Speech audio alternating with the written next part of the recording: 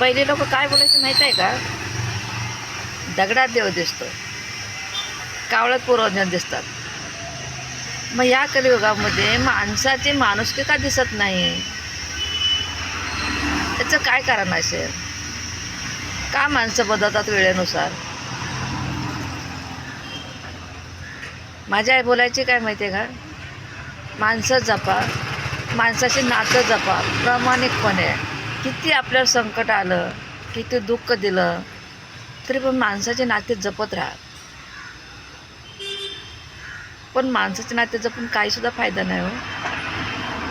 आपल्या सख्या माणसाचे काहीच नाही.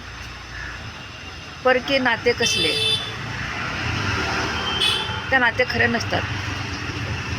आपण जर खरं धरलं ना ते नातं, तर समोरचं नातं ते खरं पकडतच नाही.